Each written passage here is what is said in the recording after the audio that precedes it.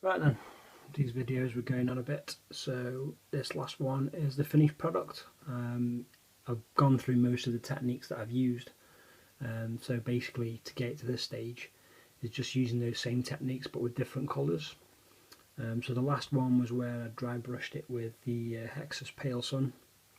So what I did after that was I added bar red to certain areas, and then I added very faint bits of Badab black to darken it up, and then this one here is Golden Griffin, which is a dry compound, and the plasma effect is Bloodletter, which is a glaze.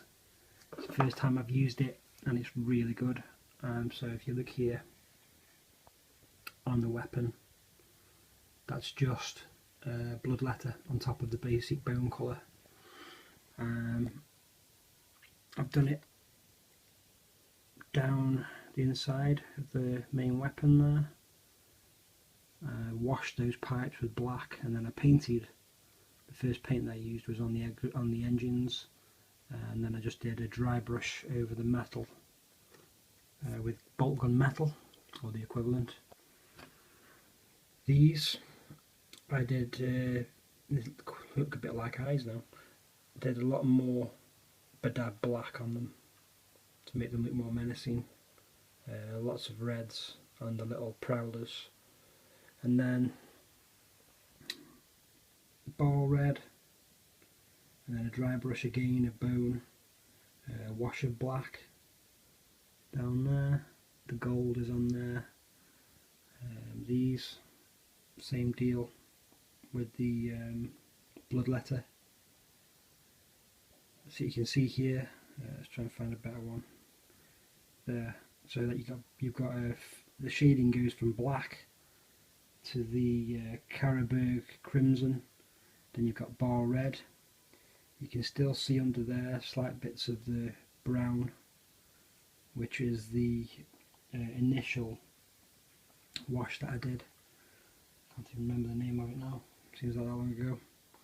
And then these highlights on the edges and here are all Hexus Pale Sun. So what you've got is what the effect that I was looking for, which is a gradual colour shift from dark to light. And same on here, because of the same thing really, just a tiny bit of wash for the plasma effect. I didn't do any glowing effects on here because I thought it would detract from the nice shading effect that I already got. Now what did take time was all these little sensor arrays. I didn't do it so much on these are just basically red with that one highlight, but if you look on the Hawk website you'll see Dave doing a tutorial on blending, and it's a similar sort of thing what I've done on these.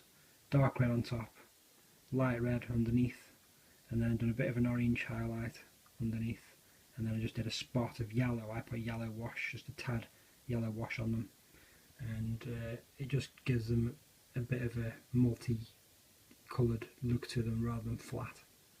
Makes them look more like domes than they would do normally, and that effect's on all of them. So if you look there, black on here, black around there, you know the routine. These guys I did a bit of practicing on them. So they started off with the Bloodletter, which is the plasma effect. Started off with that, and then I put Caribou Crimson on top of them, and then I put bar red on top of them, and it gave me like a pinky shaded colour. And then I dry brushed them with the Shabty Bone, painted the helmets with the Shabty Bone, did the teeth white, did the claws on the bottom white, and then blacked out the armour and weapons, dry brushed them with bolt gun, and then you get the plasma effect on the weapons again, and then a wash on the Shabty Bone. These guys, you saw them previously where they were 3-stage done, which is the basic coat, so I didn't do anything with the coats after that.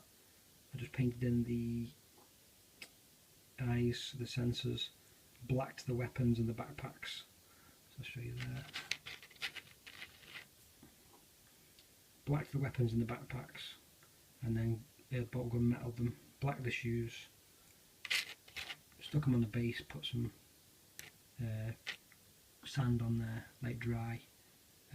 Then I did a wash of Reichland Flesh Shade, and then I highlighted that with Hexa's Pale Sun, and then I did some greenery. And that's it. That's the effects I've used. Again, don't be scared to go over it with a highlight after you've done a wash, and then put another colour of a wash on and just try and blend it. If you're not happy with it, dry brush it some more, add more wash as you go through, because it looks different when it's on than when it's dried. So don't go off what you can initially see if you're painting with washes. So these are all wash apart from the red and the orange of the lenses and the black of the engines and the black of the guns. Everything else is a wash. So that's it. Hope you've enjoyed the tutorial. Thanks for watching. How do it, Pazpoo? So this is the Drop Zone Commander Scourge army that I've got at the moment. Here you've got the contents of the 2-player starter set ×2, and also some extra additions. So you get I bought the Desolator and the command cards that go with it. I bought the Intruders. These are the beta version with the Prowlers, and also I bought these 2 fighter aircraft which are Corsairs, and I bought the Destroyers which are ground infantry, and the rest of it, like the medium, the Marauder medium dropships, the Warriors and the Invader APCs, the Hunters anti-tank and the Reaper anti-air all come in the starter set. But don't forget, this is 2 starter sets worth. So what we did, we bought 2 starter sets, and it was a really good deal, and we just split the forces between ourselves. It took me about 10 minutes to take this terrain out of the box and set it up. That's how quick it is. So we've got 2 of these, and also we bought the cityscape, and so we've got a massive battlefield that's just really quick to deploy, and it looks really cool. So we're going to start playing it and do some bat reps hopefully when Grasshopper's finished as UCM, because they are a bit more difficult to paint to a higher standard than these. But I've done a painting tutorial, so if you want to do something similar, you can get quick results with the Scourge.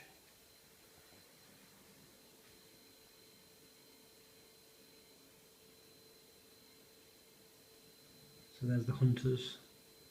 You configure them to hold 3. That's configured to hold 3, or the Reapers.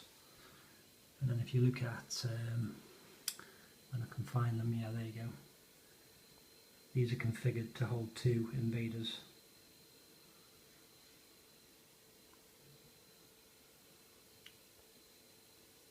And I really like them, so it's a good game, and I'll get some bat reps soon. That's my favourite, along with these. Okay, thanks for watching.